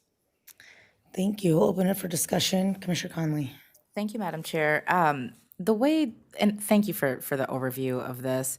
I am not going to be supportive of this today, and I'll kind of explain why. The Juvenile Detention Center is a space where, and I can be corrected, but I understand there are a very low number of youth that are there today. 12 was the number that I have, and over the past week, it's been in the lower numbers. I think last year we saw a high amount of young people. Since then, though, the number of youth that have been in the JDC has been going down. It's a dilapidated building, and I would rather see $2 million or almost $2.1 million go into upgrades to this space, which I don't know where that is in conversation with folks that work on the capital improvements to the Juvenile Detention Center, but I would rather see it go to something different. I can't fully support this today without knowing what the future of the Juvenile Detention Center will be. It's not a space that I think is conducive to our young people, to their well-being. It's, when I last toured it, it looks and feels very much like a prison. So when I compare that to the opening of the Youth Stabilization Center, I feel like there's 12 youth in the JDC right now that could be at 1,800. I don't want to support any more funding going into the Juvenile Detention Center. So it's not for a lack of you all needing to do the work that is in the background of this bar, the office, the upgrades to the acoustics. It's that I cannot support $2.1 million going into this facility for these purposes. Thank you, Madam Chair. Further discussion? I have a question. What's the timing of this item? I mean, the reason I'm asking is, you didn't say this, but you said Youth Stabilization Center, and I mean, many of us were there. It is really, in many ways, I think the standard of space that we can and should be pursuing when possible. And so maybe speaking a little bit to timing and perhaps a little bit of response, Ms. Wetland. Chair Fernando, Commissioners, I will let Christy speak a little further on timing. It's my understanding that these are some critical items that need to be completed at the location. We're ready to mobilize as soon as the contract is approved. Okay. Are they contracted for now? I mean, is there a time dependency for an approval today? Chair be Fernando, clear, yes. Commissioners, I just checked with staff. This is an item that could be discussed and not taken action upon today if you'd like for staff to do further follow-up. I would be if the timing permits it, just really, especially with the Youth Stabilization Center and an adjacency of what might be possible. And with reading the background, there are aspects that likely don't conflict with what the RFP or the bid were, but perhaps some follow-up would be great. If that's the case, since it's the last meeting of the year, I think technically we would vote to return to staff. So I'll move to return to staff. Second? Thank you, Commissioner Conley. Further discussion on this item before Commissioner Gotell. I too am very interested. You and I, after we were at the open house, discussed the fact that why can't we do something like this in the juvenile detention center? I talked to you too about this, Commissioner Conley, about why is it like this? Why isn't it like something that's a lot more restorative, that puts these kids on the right path? That has a lot more one-on-one services for these kids, so schooling, all the things that they need, a holistic approach that puts them back out either with their families or in a stable place and back in the community. So I think we've already seen a better way and a better path to do this work. So I'd like to see if we're going to be moving with the juvenile detention center in that path as well. Thank you. Further discussion, Commissioner Lundy. Thank you, Madam Chair. I don't mind bringing it to staff and have to come back. If you look at the cost per resident, I'm just cautioning us as we talk about money today, that 12 to 13 beds at about 20 million or 15 million, if you extrapolate that over JDC, you just put in some mile marks on that. And that, the JDC is not meant to be a permanent thing. It often turns into permanency because we can't find places to put kids. So I think personally, upgrading that, doing what we can, but also investing our money in those follow-up continuum where we know kids are headed, because the JDC really, its main function is to hold kids if they meet the criteria, and then until charging is done, and then if depending on severity, but there are many kind of stop points to getting kids to, whether they're back at home, whether they're to another place, whether there's things that maybe they're not even charged and they're released. So I kind of look at this as continuum. I don't mind the conversation, but I would rather invest money in the next steps wherever possible and make the JDC as less needed as possible. But there is times I've been a couple ride-alongs where we took kids down there and it was from a shooting. It was something that we needed to get them off at least for 48 hours, and then that's what its purpose really is. Thank you. Further discussion, Commissioner Adelson. Thank you. I mean, I would say we absolutely need a juvenile detention center. I don't disagree with Commissioner Conley that maybe we could, some of the youth, there's very few, but they have committed very serious crimes, murder or something like that. So I would just say, I think I'm good with the pausing of the conversation, because I think it's a good conversation to have. We should be very thoughtful over this next year too on where money's going and can it be spent better. But I would encourage another conversation on it and look holistically at what other things are coming for the JDC in this next year, and maybe we could configure something here. So thank you. Commissioner Anderson. Thank you. I do agree that making sure that we're looking at the big picture, and I think maybe, almost every contract that we evaluate is going to have probably a similar vein of, is this the right progress of how we're spending money? How do we reevaluate this? I do like, as long as there is capacity and we're not at risk of losing a contract that was negotiated. I know oftentimes contracts come before us as immediate approvals because of time sensitivity. So I appreciate the assurance that we're okay in taking this pause. I also want to just say, I think that it's important that we continue to put at least the necessary resources for safety and maintenance of our facilities, because letting facilities go becomes that much more expensive to replace if we don't maintain them. And so making sure that we're doing it right, making sure that we're being planful for the big picture is absolutely appropriate, but I want to make sure that we have the conversation in an appropriate amount of time so that we don't get to a point of saying like, okay, now these repairs for safety improvements are going to cost us, 3 times as much. So that would be my only caveat on this. So thank you. Thank you. Further discussion? Well, there's a motion and a second to return to staff. Also add as further analysis is taking place, utilization and just being holistic about what might be feasible. That's another aspect where, yeah, your staff assessment on what can be phased would be helpful. Okay, with a motion and second, all those in favor of returning 13A to staff, please say aye. Aye. Opposed?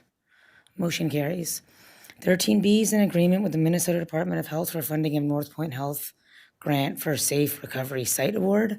The period is October 1, 2025 to June 30, 2029, with a 1.625 receivable. I'll move this. May I have a second? Second.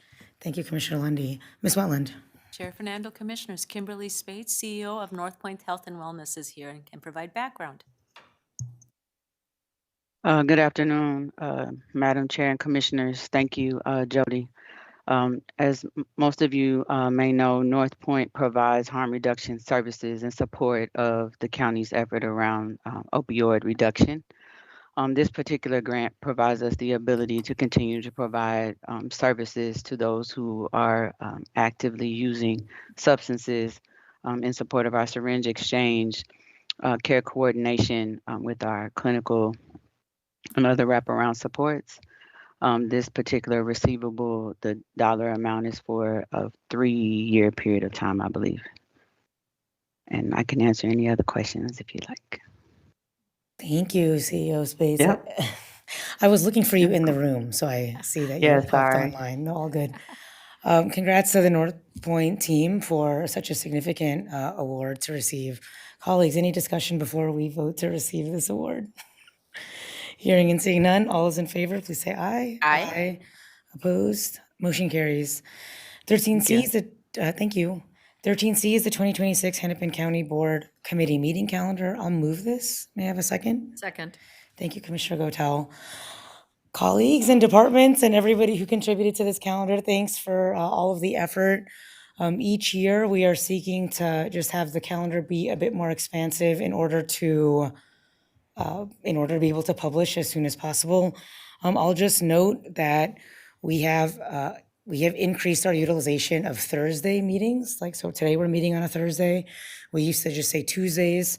But for any kind of state-issued event regarding democracy, such as caucus, the primary voting, as well as general voting, wanting to increase this board's practice of meeting on that Thursday instead of that Tuesday, as well as some either administrative requests or holiday requests. So I just wanted to acknowledge that since we've been a big Tuesday group. And then I'll also note that we have expanded the number of kind of county sponsored events, if you will. The national awards are in there, State of the County's in there. Something new that is in here, because I'll acknowledge that I missed convening it. Just wanted to flag that we have a county superintendent annual meeting that is listed for July, because that's when superintendents are able to meet. So just wanted to flag a couple of notes on the calendar and really appreciate everybody's work in getting it together. Commissioner Lundy. Thank you, Madam Chair. I just wanted to thank your office and others I really appreciate the diligence with which you approach the board calendar, which may not seem like a lot to the general public, but having those things on where we're not conflicting with things, not conflicting with holidays of all faiths, and also trying to just be aware that, when we have a meeting and it's on a certain faith's holiday or important observance, that means they can't come here, which is their right to come to a meeting, whether to speak or to at least listen. And so I appreciate it. And I just want to say thank you. Thank you. Further discussion on the, oh gosh, wow. Commissioner Green. I want to join in the thanks to you and your office, Chair Fernando. I know when I was chair of the board, I passed the January calendar in December, and a commissioner who's now retired said to me that that was like a modern day miracle, and you've pulled off 12 months. So that's 12 miracles. So thank you for that. And just in general, thank you for a great year of partnership from the chair's office. Really appreciate the degree of communication, the way it's clear that your team is sort of on the various letters that we all get that you take on. So just thank you. Thank you. Well, we're planning on a lot of miracles next year with respect to additional revenue, continued services, and shared humanity prevailing. So without being too dramatic, all those in favor of the calendar, please say aye. Aye. Opposed? Motion carries. This is, before I take a motion to adjourn, we do have two authority meetings that are right after this, and I want to acknowledge that. So motion to adjourn, please. Second. Thank you, Commissioners Conley and Gotel. All those in favor say aye. Aye. Opposed? We are adjourned, and don't go too far. I'll hand the virtual gavel to Rail Chair Green.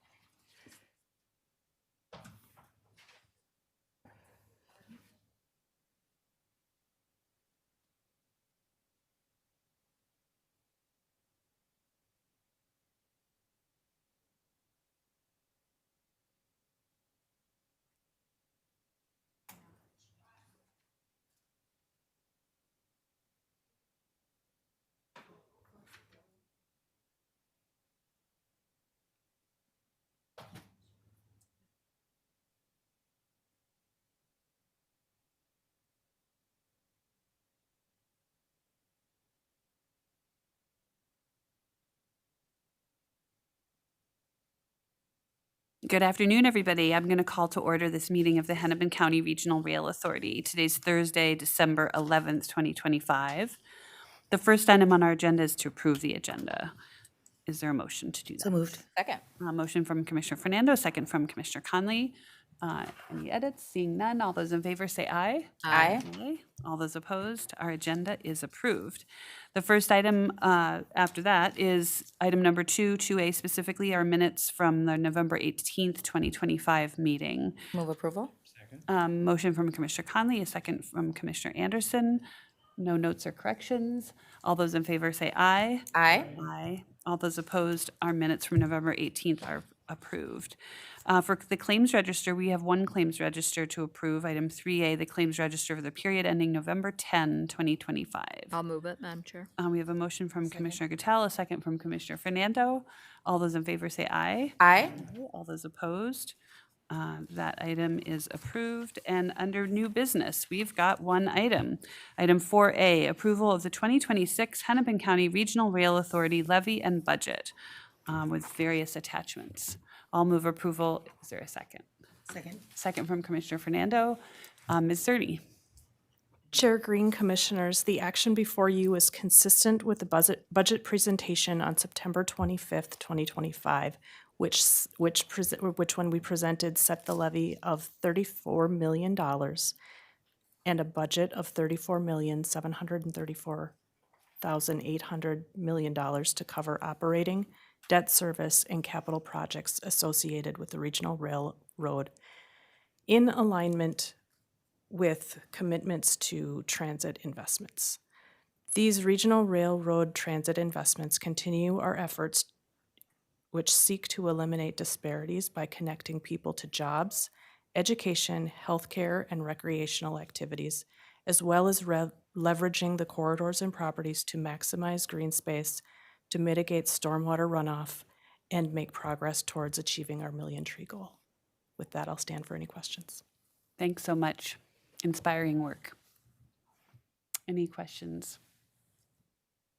I'd like to thank you and the team for developing the budget for the next year. I really appreciate that both the way that you're leading the group and also the way others sort of take up the charge in making sure that those dollars are working very hard for us. You know, the big dollars are transit investment, and I got to talk during the shared board presentation about how important that is regionally. But there are lots of other amazing parts of the work of the Rail Authority. You identified the greening as one of them, and I absolutely agree. And so thank you very much. Seeing no further questions or comments, all those in favor say aye. Aye. Aye. All those opposed? The HICRA budget is approved for 2026. And I see nothing further in our agenda. I will call us adjourned and look forward to our work together in 2026. And don't go away. Please stick around for the Housing and Redevelopment Authority.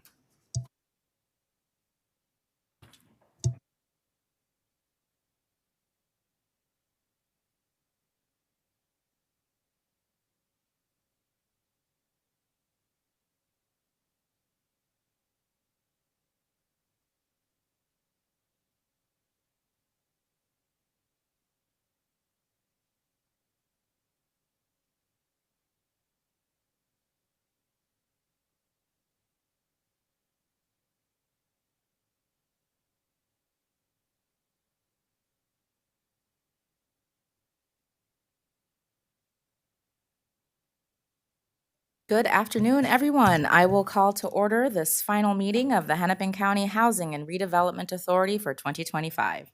Today is Thursday, December 11th, and the first item of business is to approve the agenda. Is there a motion to approve? Second. Agenda has been moved and seconded. All those in favor, please signify by saying aye. Aye. Any opposed? The agenda is set. Item 2 is to approve the minutes from our previous meeting held November 13th, 2025. Is there a Second. Minutes have been moved and seconded. Any corrections or comments on the minutes? Hearing and seeing none, all those in favor, please signify by saying aye. Aye. Any opposed? The minutes have passed. Item 3 is our claims register. 3A is the claims register for the period ending November 30th, 2025. Is there a motion to approve? So moved. Item has been moved and seconded. All those in favor, please signify by saying aye. Aye. Any opposed? Our claims register is set. There are several items of new business before us, colleagues. Item 4A is to negotiate an agreement with the Minnesota Housing Finance Agency for the Minnesota Cities Participation Program. The dates on this are January 1st of 2026 through December 31st of 2026. There's no cost to the county. Is there a motion to approve? So moved. Item is moved and seconded. I will hand this to Melissa Ilias. Welcome.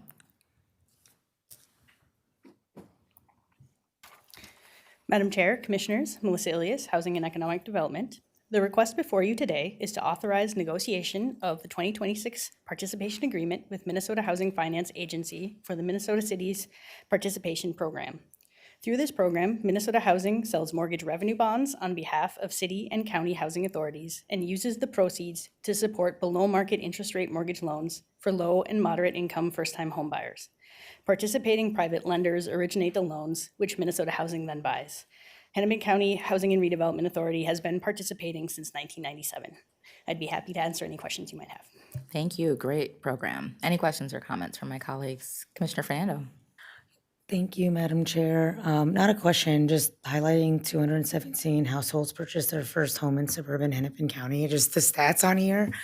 And just knowing since this time that, Hennepin has started our own kind of home buying effort. And so these are significant numbers and really, really meaningful contribution, and wanted to highlight that stat. Thank you, Chair.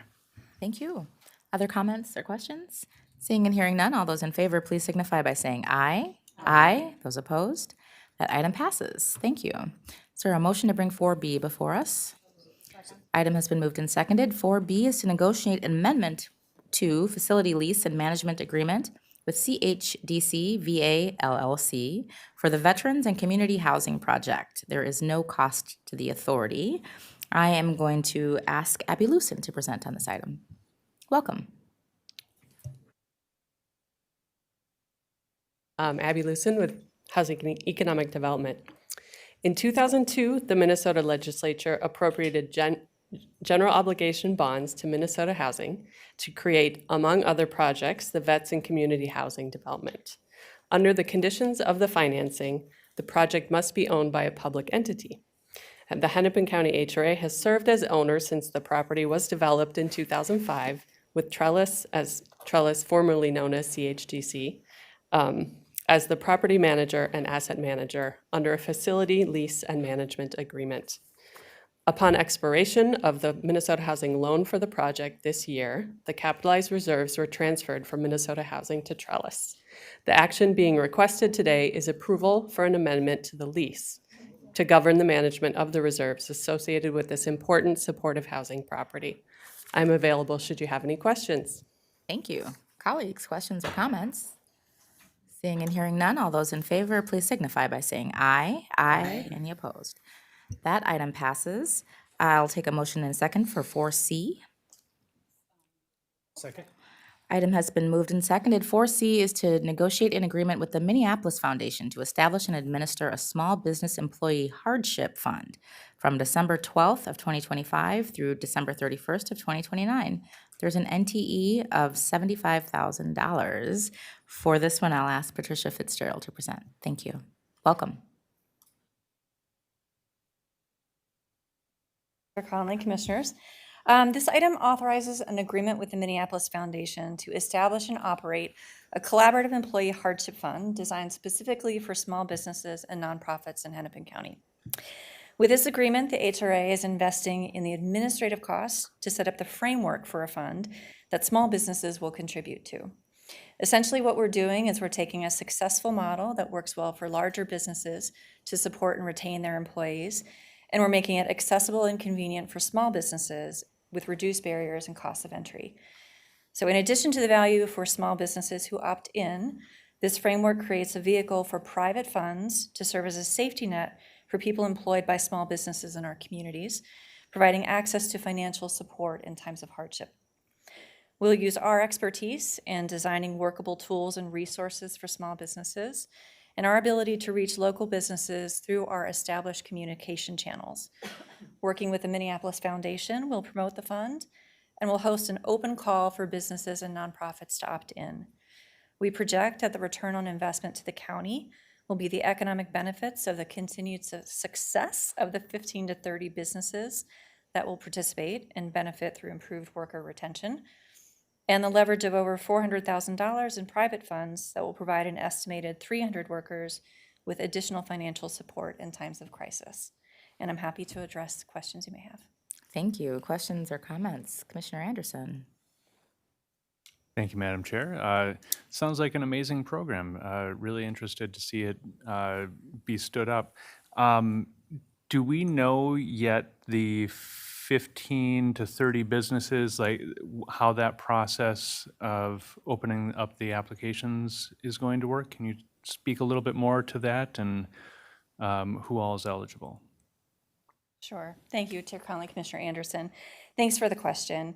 So fortunately, we have a lot of experience opening up applications for things like our cohort programs, where we promote out to a broad audience among all the county's communication channels, clearly establish what the barriers and limitations are. In this case, we're anticipating accepting businesses and nonprofits with between 25 and 200 employees. We find that the Minneapolis Foundation already works with companies that have over 200, so there is an area that we're targeting to support more businesses, enabling them to opt in. We will work with the Minneapolis Foundation to establish more clear guidelines and criteria, but we anticipate running the application process much like we do others that we're experienced with. I hope that helps.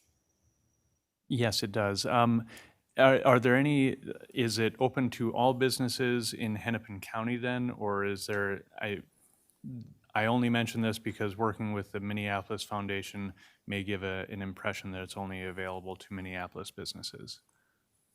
Thank you for that question. Chair Conley, Commissioner Anderson, absolutely. It will be important to clarify that this is open to businesses throughout Hennepin County. The Minneapolis Foundation is the fund administrator and owner of the pooled resources, but the intent is obviously eligible to throughout the county. Thank you so much. Thank you. Commissioner Fernando. Thank you, Madam Chair. I think I'll also mention, just based off Commissioner Anderson's comments here, this feels like new to us, but it's also not new to us, if I might say.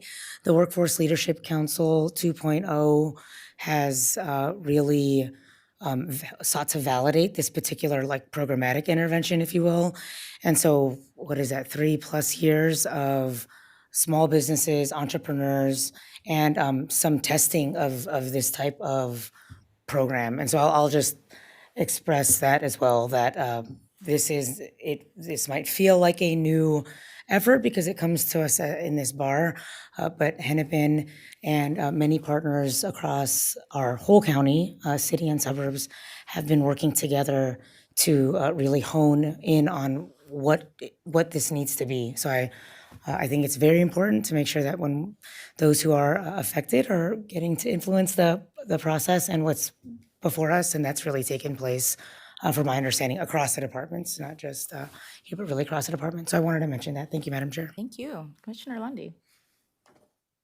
Thank you, Madam Chair. First, I love the program. And I'm prefacing it, I'm doing the sandwich method. I'm leading with how much I love it. I think next year, and that's what I'm saying for next year, is that we're going to have to look at things and ask questions about as we accept grants. Does it mean that we're spending resources to fulfill our part of the grants? And are those resources worth it? And I don't mean this one, but I think that's going to be a common theme I think we should get in the habit of doing, because as we accept grants that require county staff to do work, that is a budget item from now on. I mean, I feel it now. I like this program. I'm going to vote for it because I think next year, I think this is the type of thing we're going to have to look at is as we accept a grant, are we expending money on our side that doesn't make sense given that the other headwinds we have. So I'll end with the sandwich. I'm going to vote for it. I like the program. So thank you. The good old positive sandwich. Thank you. Commissioner Green. Thank you, Madam Chair. And thank you, Commissioner Fernando, for the context that you provided about sort of coming from the Workforce Council 2.0. That was really interesting. I was thinking as I read it, if I sort of squinted a little bit, it reminds me of guaranteed basic income. And I wondered, you've shared that it's available to all businesses. Given the number of people who are working 3 jobs to make ends meet because the minimum wage is not nearly as high as it should be, how is this not oversubscribed? Thank you, Chair Conley, Commissioner Green. So I think what we're seeing, funds like this, models like this are available. Minneapolis Foundation has been offering this for 20 years nearly. And currently they've worked with, they're working with 13 companies. So I think my experience leads me to believe that there are a lot of reasons why smaller businesses are not taking advantage of this opportunity. Awareness, internal capacity, HR capacity to implement, and the costs and barriers to entry. So those are the things that this agreement will help address. We hope to expand it. With the resources available, we can serve 15 to 30 companies. And then the hope is they'll prove beneficial and additional businesses will do this on their own, invest in the framework that's already been established. Follow up. Thank you. That's really helpful to hear it sketched out. And so it sounds, I wasn't understanding it this way, but now I'm feeling like it's a little bit leading towards a cooperative model. Okay. Thank you. Correct. Interested. Wonderful. Any further comments or questions from my colleagues? I'll just say, I really appreciated how you defined the return on investment, which is the continued success of small businesses. I really like that. We should etch it somewhere. And I'll just say that when I hear from a small business owner, it's usually because there's a challenge and there's a barrier and they would like for me to address it. So I see that this partnership really can eliminate some of the barriers that our small businesses are facing countywide, all over. So thank you for that. With no further questions or comments, all those in favor, please signify by saying aye. Aye. Any opposed? Thank you. That passes. I'll ask for a motion to bring item 4D before us. So moved. Item has been moved and seconded. 4D is to negotiate an agreement with Affordable Housing Connections, Inc. to provide annual compliance monitoring services for affordable rental housing projects. The dates on this one are January 1st, 2026 through December 31st of 2028 for an NTE of $250,000, and I believe Julia Welly-Ayers will present on this one. Welcome. Thank you, Chair Conley, Commissioners. Julia Welly Ayers from Housing and Economic Development. Since the HRA created the Affordable Housing Incentive Fund and more recently the Supportive Housing Strategy Capital Fund, our portfolio now includes over 270 properties with more than 12,000 units. While the county staff have completed all monitoring of this portfolio up to date, we now need additional support to continue this compliance because the portfolio size continues to grow and mature, and as the projects mature, they are requiring additional assistance. So Affordable Housing Connections already provides annual compliance monitoring for the county's home rental portfolio, as well as monitoring for the majority of our largest housing finance agencies across the state. Engaging Affordable Housing Connections for our HRA portfolio will leverage their expertise and their existing relationships with our same providers and allow our staff to focus on risk monitoring and continuous improvement. Thank you. Thank you. Questions or comments from my colleagues? Seeing and hearing none, all those in favor, please signify by saying aye. Aye. Any opposed? That item passes. And Ms. Williers, don't go too far. I'll take a motion to bring item 4E, thank you, before us. It's been moved and seconded. 4E is to negotiate an amendment to an agreement with the Corporation for Supportive Housing, extending the term to September 30th of 2026 with no change to the NTE. Ms. Williers. Thank you, Chair Conley. Commissioners, in 2021, through our supportive housing strategy, the HRA engaged the Corporation for Supportive Housing to help build up our development pipeline through technical assistance and pre-development financing. As we've been monitoring the affordable housing ecosystem the last couple of years and listening to our partners, we've determined that supportive housing projects are experiencing unique distresses that are distinct from the rest of the affordable housing ecosystem. This distress not only impacts the current buildings and, more importantly, tenants, it also decreases future production of the critically needed supportive housing. So this amendment to an existing contract will use existing resources to really reflect this changing operating environment. Specifically, this amendment allows us to add in training and technical assistance that's focused on supportive housing operations and stabilization of existing properties. The work actually would begin on Monday and then continue throughout the summer. Thanks. Wonderful, thank you. Questions? Commissioner Gotel. Thank you for bringing this, and I'm glad we're looking at things every way we can. But again, the biggest concerns are what's happening at the federal level and the supportive housing cuts that we know are coming down.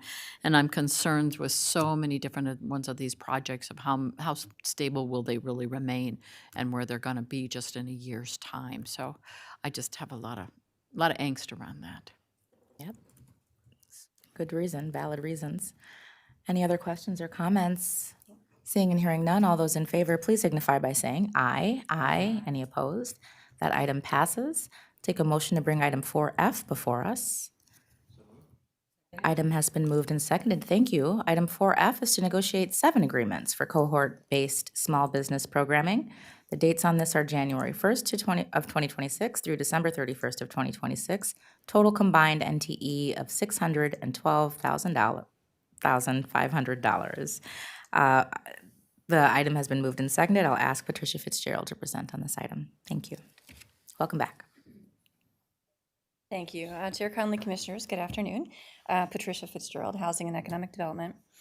This item authorizes 7 agreements to continue our current slate of cohort-based programs for businesses from the startup or pre-revenue phase to second stage businesses with upwards of 100 employees. We continue to hear overwhelmingly positive feedback from businesses on the value and the impact of these programs for years to come.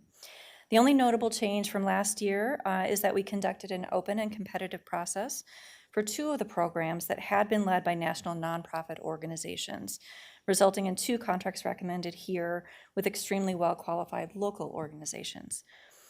This combined investment is offset, also I'll note, by some investment from peer counties, Ramsey, Dakota, and Scott, who contribute so that their businesses can participate as well.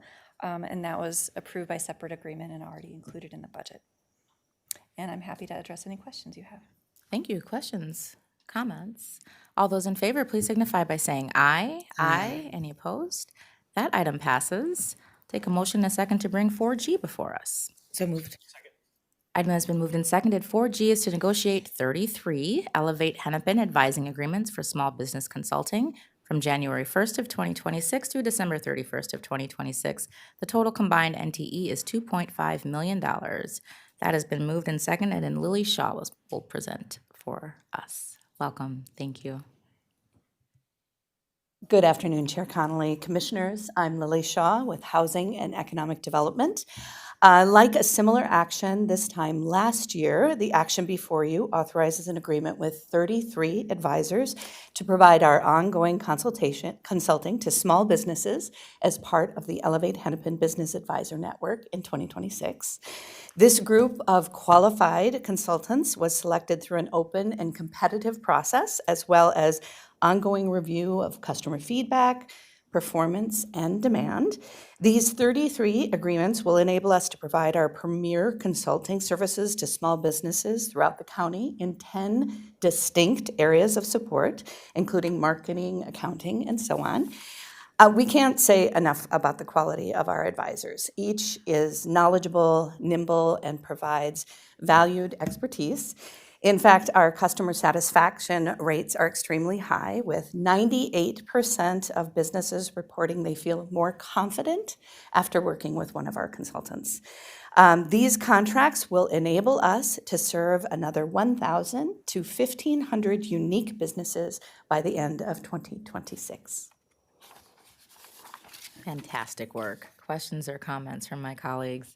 I just want to say I cannot say enough about Elevate Hennepin, nor do I hear enough about the wonderful things. I've heard from some of that 98%. Your consultants and all of the work that you do under Elevate Hennepin is truly well worth the money, and I'm excited to hear about how many we can serve next year. Thank you for the work. We'll take the vote. All those in favor, please signify by saying aye. Aye. Any opposed? That item passes. I'll take a motion to bring 4H before us. So moved. Item has been moved and seconded. Thank you. 4H is consent to the issuance of bonds by the City of Oakdale, Minnesota to refund HRA Series 2015 bonds for Ebenezer Assisted Living at 3451 Parklawn Avenue in Edina. And I'll ask Abby Lucen to present on this one. Welcome back. Thank you, Chair Conley and Commissioners. Abby Lucen with Housing and Economic Development.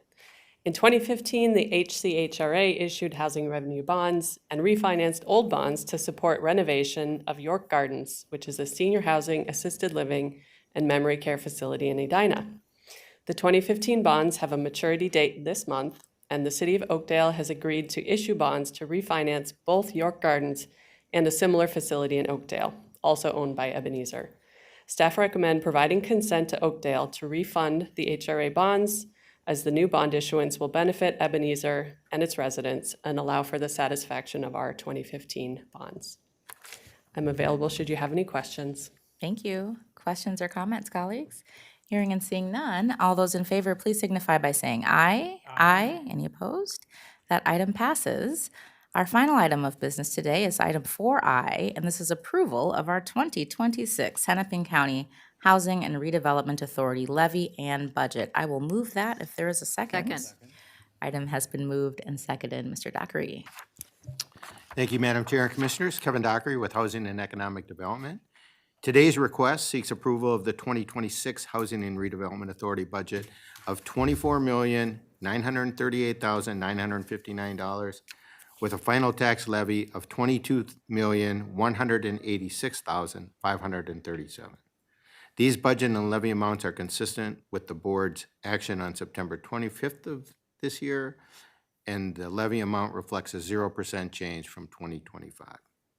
The 2026 budget will continue the HRA's focus on affordable housing, including supportive housing, single-room occupancy, workforce housing, and enhanced home ownership activities. The budget also continues our HRA support of community and economic development activities, including transit-oriented communities and Elevate Hennepin small business support. With that, Madam Chair, I'd be happy to answer any questions. Thank you. A solid budget with a flat levy. We love to see it. Colleagues, questions or comments? Commissioner Lundy. Thank you, Madam Chair. Just a request. First of all, I want to thank you. I know that, as mayor, we use this money all the time. Yeah. And it's a gap filler. And so sometimes the difference between a building getting done and not done, I think, is sometimes this money from partners, because that money from us can be leveraged at the state, can be used at the federal. So there's many parts where this kind of plays. And so I want to thank you. I was going to ask if there's a way to kind of do, I would call it a PR among city officials. I sometimes wonder if the city officials are fully aware of these grants. I know City of Crystal, to their credit, did one without Hennepin. I guess I should be happy about that, but I'm never happy when I see the approvals and there's nothing for my district. I'm like, what the heck is going on? So I kind of wonder if, we assume everyone knows what we do and what we offer. I'm wondering if that's always the case, if people are, because you have smaller cities that don't have full staff. I think of Osseo, they've done some tremendous work on senior living on there, and they were talking about the need to get more in grants. So I think there's an opportunity, as we're all feeling that kind of financial pressure, not just us, but cities that just don't assume everyone knows what we offer, where to see it, where the grants are. Because I've met a lot of people who, I'll educate them on something and they're like, I didn't know. How can I apply for that and stuff like that? So I would just make that request that I think some of the cities could use a reminder. Anyway, thank you. Thank you. Commissioner Fernando. Thank you, Madam Chair. Very excited about HRA as always and everything that was presented. I'll just extend Commissioner Lundy's encouragement just to not scope it to this program. I think what we're kind of getting at is we need to be in a different relationship with our municipalities in this coming year for many, many reasons. And being thoughtful as early as possible about what types of shifts or utilizations, what does the data show us? And so I just wanted to extend, it's not just kind of a one-way communication, hey, this is what we have offering, this is what we have to offer, really encouraging a kind of different relationship, building exercise with our municipalities. Many of our municipalities have volunteer staff basically, or one staff member, and very small elected bodies.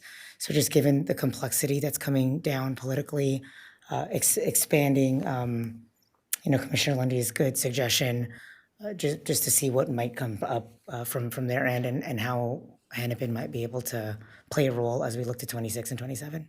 Thank you, Chair. Thank you. Other comments or questions on this wonderful budget? Seeing and hearing none, all those in favor, please signify by saying aye. Aye. Any opposed?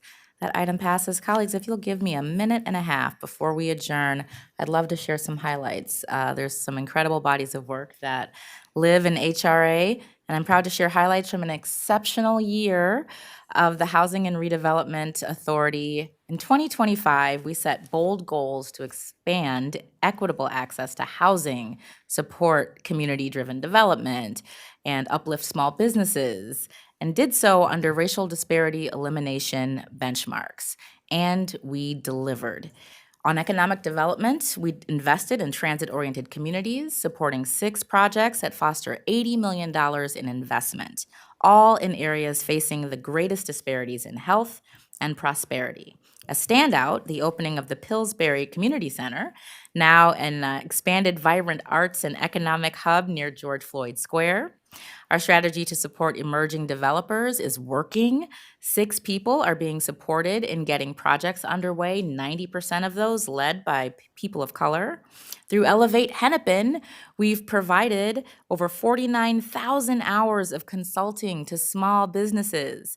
The over 8,000 hours provided in the first half of 2025 alone have generated numerous success stories like Ryef Health, who was able to work with 7 Elevate Hennepin advisors to build the systems needed to open a new women's health clinic and bring much needed culturally competent care to our community. To date, Elevate Hennepin support has helped launch 131 new businesses, with 68% led by entrepreneurs of color. We also facilitated $47 million in non-county financing, over 70% of which went to businesses owned by people of color, helping businesses like Open Hairspace and Richfield relocate and retain jobs. On housing, we participated in 14 project closings this year, initiating construction on over 1,000 affordable units. We awarded $15 million more to create and preserve nearly 1,300 units, with 41% deeply affordable at 30% of the AMI or below. Under the supportive housing strategy, we opened another 124 deeply affordable units that were tailored and reserved for the county priority populations. This means that 124 households connected to county services and at highest risk without housing moved into high-quality supportive housing developments with them in mind. Also exciting is another 113 supportive housing strategy units are currently under construction as I speak. We also worked across county business lines to magnify impact. The Stevens Square residents transitioned into a native-focused substance use treatment center. It will open in 2026. Projects like Valiance and Simpson Shelter and Apartments combine emergency shelter with permanent housing, models of human-centered design. And for homeownership, we invested $2.7 million to create 60 affordable homeownership opportunities through new builds, rehabbed homes, and down payment assistance. For Repair and Grow, we went from board approval in November of 2024 through contract negotiation, contract execution, and full disbursement in just 1 year. That's incredible. This work represents intense partnerships, creativity, critical financial modeling, and hustle, which will demonstrate benefits for years to come. This has truly been an exceptional year, delivering on both our housing strategy and our economic development strategy, and I'm excited to see where we go in 2026 and beyond. Thank you, and with that, I'll declare us adjourned.